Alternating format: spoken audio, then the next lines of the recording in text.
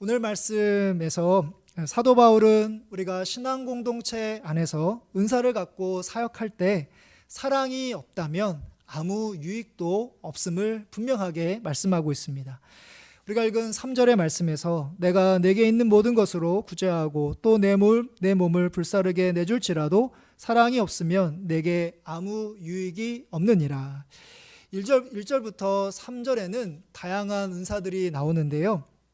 1절에 방언의 은사, 그리고 2절에 예언의 은사와 능력의 은사, 그리고 3절에 구제의 은사입니다. 이는 성령께서 고린도 교회 성도들에게 성도들을 서로 섬기고 돌볼 목적으로 주신 풍성한 은사인데, 그들은 안타깝게도 자신의 은사와 다른 사람의 은사를 비교하여 자신의 은사가 더 크고 중요하다 생각을 했고 다른 사람들의 것을 무시하게 됩니다. 결국 그들이 교만해지자 사도 바울은 그들을 향하여 오늘 말씀과 연결되는 고린도전서 12장 31절에서 이렇게 말씀하고 있습니다. 너희는 더욱 큰 은사를 사모하라. 내가 또한 가장 좋은 길을 너희에게 보이리라. 여기 나와 있는 더욱 큰 은사, 그리고 가장 좋은 길이란 바로 사랑을 가리킵니다.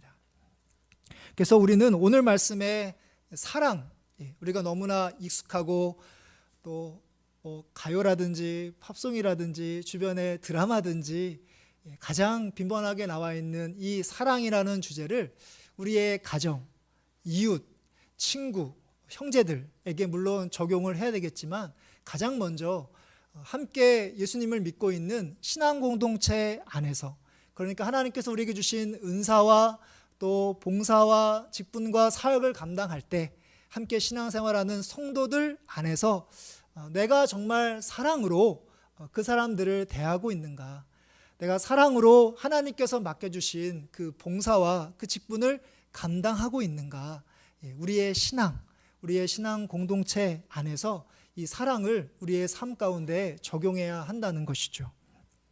오늘 말씀의 앞부분인 2절의 말씀을 보면 놀라운 은사들이 나옵니다. 2절의 말씀을 보시면 내가 예언하는 능력이 있어 모든 비밀과 모든 지식을 알고 또 산을 옮길 만한 모든 믿음이 있을지라도 사랑이 없으면 내가 아무것도 아니요. 2절에 나와 있는 여러 은사들, 예언의 은사라든지 지식의 은사라든지 능력의 은사가 생각하면서 말씀을 준비하면서 목회자인 저에게 있으면 얼마나 좋을까 이런 생각을 해보게 되었습니다. 만일 하나님께서 제게 예언의 은사를 주신다면 이것이 하나님의 말씀입니다. 하나님이 저에게 직접 이렇게 말씀하셨기 때문에 성도님은 이렇게 삶을 사셔야 됩니다. 그렇게 살면 안 됩니다. 라고 하나님의 말씀을 직접적으로 그렇게 전할 수 있을 것입니다. 또 지식의 은사가 있다면 하나님의 말씀을 잘 영적으로 분별하는 가운데 그 말씀을 잘 이해하고 또 받아들일 수 있도록 풀어 설명해 드릴 수도 있을 것입니다. 그리고 능력의 은사가 있다면 말씀에 나와 있는 것처럼 산을 옮길 만한 그런 능력이 있어서 또 병드신 분이나 아프신 분들을 고쳐주시는 놀라운 능력들을 제가 행할 수 있을 것입니다.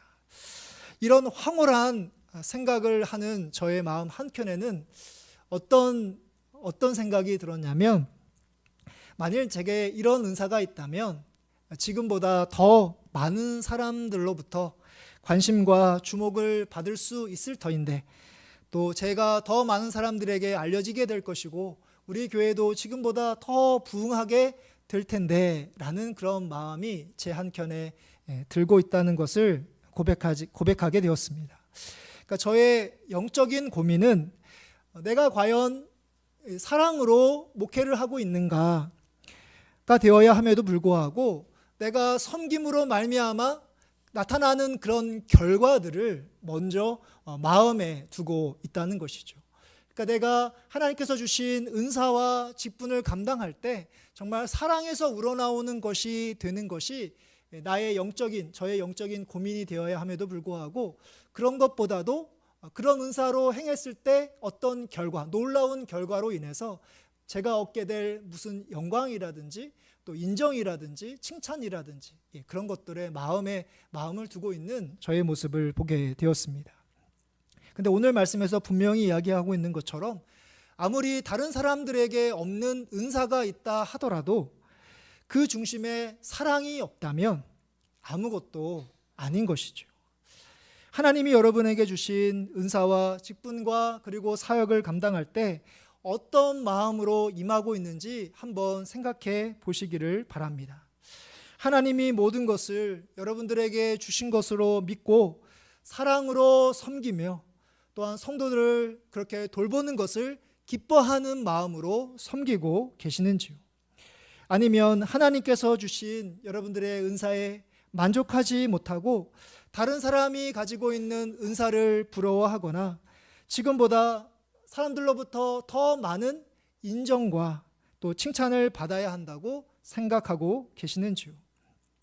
우리는 자꾸만 내게 없는 내가 특정 은사를 가지고 있으면 참 좋을 텐데 라는 그런 생각을 할 때가 참 많이 있습니다. 그런데 하나님께서 보시기에 내가 어떤 은사를 가지고 있는가, 그것은 중요하지 않다는 겁니다. 더 중요한 것은 뭐냐면 내가 하나님의 그 사랑으로 성도들을 섬기고 있는가, 그렇게 대하고 있는가, 그렇게 돌보고 있는가, 정말 사랑의 중심에 있는가가 가장 중요하다는 것입니다. 왜냐하면 그 은사는 하나님께서 내게 주시는 것이기 때문입니다.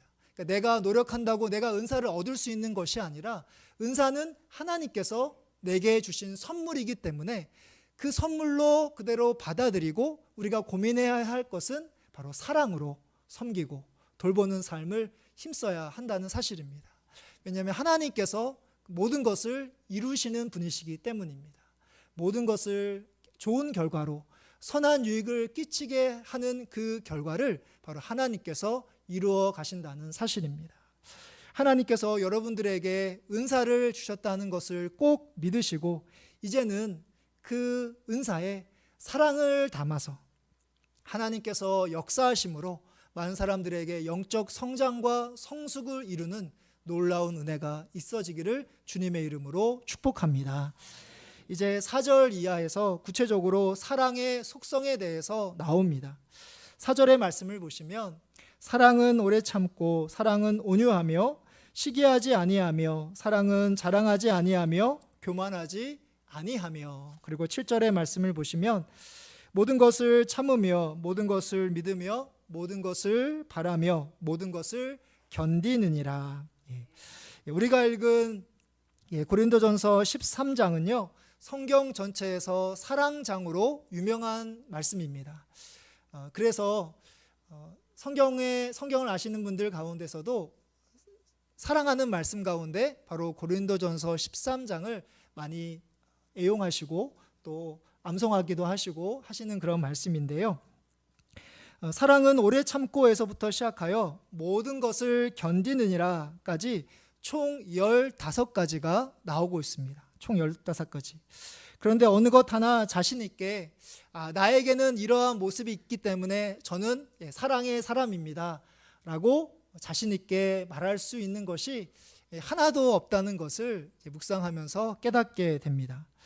하라고 말씀하시는 오래 참음과 온유, 오래 참음과 온유, 하나님께서 이렇게 하라라고 말씀하고 계시는데 오래 참지 못하고 또 부드럽지 못한 모습을 보게 됩니다.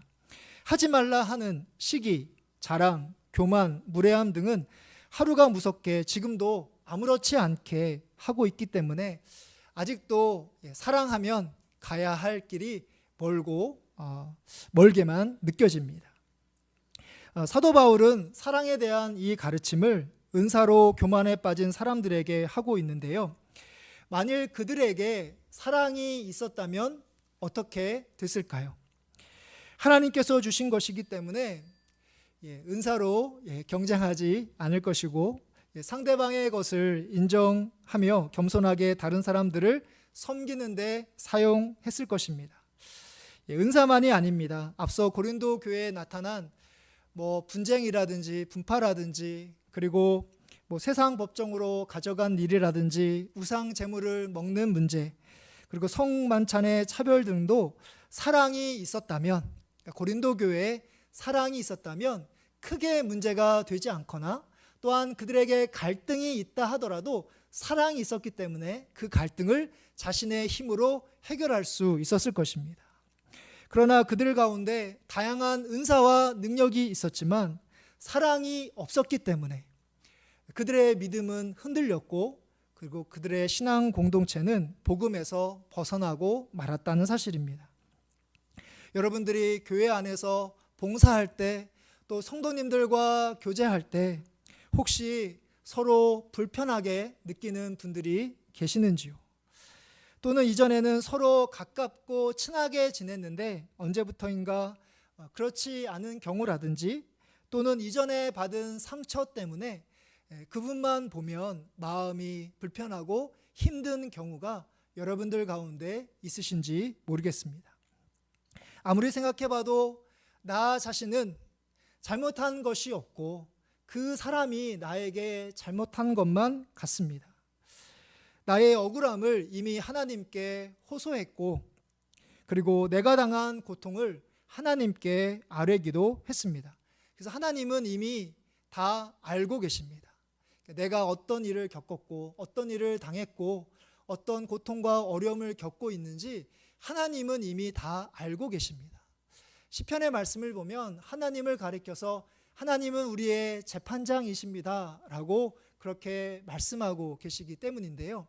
그렇다면 하나님, 제가 이런 어려움과 고통과 힘든 일을 겪었습니다 라고 하나님께 아뢰었을 때, 하나님은 우리의 재판장이시니까 그래, 너는 잘못한 것이 없고 그 사람이 다 잘못했으니까 너는 아무런 문제가 없다, 네가 괜찮다, 재판에서 얘기한 것처럼 네가 승리한 거다라고 하나님께서 우리의 손을 번쩍 들어주실까요? 하나님은 세상의 재판장처럼 그렇게 누군가가 더 잘못한 것이고 잘못한 것이 없기 때문에 너는 잘못한 것이 없다라고 그렇게 우리에게 말씀하고 계실까요? 그러나 하나님은 세상의 재판관처럼 그렇게 잘못을 판단하는 가운데 한 사람의 손을 들어주시지 않으십니다. 하나님은 우리에게 바로 그 사람도, 나에게 상처와 아픔을 준 그 사람도 하나님께서 사랑하시는 존재임을 우리가 알게 하십니다. 그러니까 예수님이 나를 위하여 십자가에 달려 죽으셨을 뿐만 아니라 바로 그 사람을 위해서도 예수님께서 십자가에 죽으셨다는 것을 우리로 깨닫게 하신다는 사실입니다. 그래서 처음에는 그 사람을 향하여 미워하는 마음이 있을 수 있지만 나중에는 그 미워하는 마음이 점점 옅어지고 어떤 마음이 드냐면 그 사람을 향하여 긍휼한 마음, 불쌍한 마음이 들게 한다는 것이죠. 그리고 나서 그 사람뿐만 아니라 그 사람만 잘못이 있는 줄 알았는데 나에게도 나도 잘못한 것이 있구나, 내가 연약한 모습이 있었구나, 나의 죄도 있었구나 라고 깨닫게 됩니다. 내가 그 순간에 조금 더 참았더라면, 내가 먼저 미안하다 말했더라면, 내가 조금 더 견뎠더라면 좋았을 텐데 라는 마음이 하나님께서 우리에게 들게 하신다는 겁니다. 이렇게 내가 조금 더 참았더라면, 내가 먼저 미안하다 말했더라면, 내가 조금 더 견뎠더라면, 이 마음이 무슨 마음이냐면 바로 사랑의 마음입니다. 오늘 말씀에서 사랑은 오래 참고, 사랑은 온유하며, 사랑은 모든 것을 견디느니라 라고 우리에게 말씀하고 계시기 때문입니다. 바로 하나님께서 우리에게 계속해서 사랑의 마음을 불어넣고 계신다는 사실입니다. 미국에 맥스 루케이도라는 목사님이 계시는데요, 예수님처럼이라는 책을 쓰신 유명한 그런 분이십니다. 저도 예전에 예수님처럼이라는 책을 읽고 많은 은혜를 받았던 적이 있었는데요, 이 맥스 루케이도 목사님이 이 고린도전서 13장을 묵상하는 가운데 고린도전서 13장 4절부터 7절에 나와 있는 이 사랑이라는 단어 대신에 한번 여러분들의 이름을 넣어 보십시오 라고 제안을 했던 적이 있습니다. 그래서 저도 한번 이 사랑이라는 단어 대신에 제 이름을 한번 넣어 보았습니다. 조금 웃을 수 있지만 한명복은 오래 참고, 한명복은 온유하며, 한명복은 자랑하지 아니하며, 이런 이름을 넣어보았습니다. 여전히 잘 어울리지 않습니다. 그리고 나서 사랑 대신에 그 목사님은 예수님을 한번 넣어보라 라고 제안합니다. 한번 이 예수님의 이름을 넣어보았습니다. 예수님은 오래 참고, 예수님은 온유하며, 예수님은 자랑하지 아니하며, 예수님은 교만하지 아니하며. 예수님 이름을 딱 넣으니까 너무나 잘 어울립니다. 그러니까 사랑은 은사 중에 하나가 아니라 바로 사랑은 예수님, 예수님을 가리킵니다. 예수님 자체가 사랑이신 것이죠. 그 사랑이 바로 예수님의 모든 것을 설명해 주는 예수님의 성품, 예수님의 성격입니다. 그 성품을 바로 예수님께서는 십자가를 통해서 우리에게 몸소 보여주셨습니다.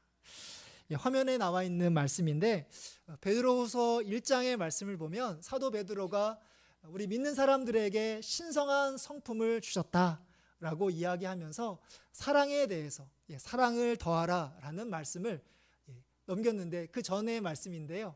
그 전의 말씀 베드로후서 1장 7절 말씀 화면에 있는데 우리 같이 함께 한번 읽어보도록 하겠습니다. 경건의 형제 우애를 형제 우애에 사랑을 더하라. 아멘. 이 사랑을 더하라 라는 말씀은 뭐냐면 사랑의 사람이 되기 위하여 더 힘써라. 더 힘써라. 그러니까 우리가 예수님을 믿는다고 해서 사랑의 사람이 저절로 되는 것이 아니라 사랑의 사람이 되기 위하여 그렇게 힘써라. 예수님의 사랑을 본받아라 라고 우리에게 말씀하고 계십니다. 우리는 여전히 육신을 가지고 있기 때문에 연약하고 고집이 세고 완악하고 또한 자존심을 내세울 때가 참 많이 있지만 이제부터라도 이 사랑의 예수님을 본받아서 사랑의 성품을 소유하기 위하여 부단히 애를 쓰시는 사랑을 더하시는 삶을 살아가는 여러분들 되시기를 주님의 이름으로 축복합니다. 이제 마지막으로 사도 바울은 8절 이하에서 사랑이 가장 영원하다, 사랑만이 영원하다라고 말씀하고 있습니다. 8절 말씀에서 사랑은 언제까지나 떨어지지 아니하되 예언도 패하고 방언도 그치고 지식도 패하리라. 여기서 말하는 예언 그리고 방언 그리고 지식은 성령님께서 주신 은사로 신앙 공동체의 유익을 위해서 바로 성령님께서 주셨지만 온전하지는 않습니다. 여러분들에게 있는 한번 믿음을 한번 생각해 보시면 여러분들 모두는 예수님을 구주로 고백하는 그런 믿음을 갖고 있습니다. 그 믿음은 바로 하나님께서 우리에게 구원의 선물을 주실 만한 참 훌륭한 좋은 그런 믿음이지만 그 믿음이 온전하거나 완벽하지는 않습니다.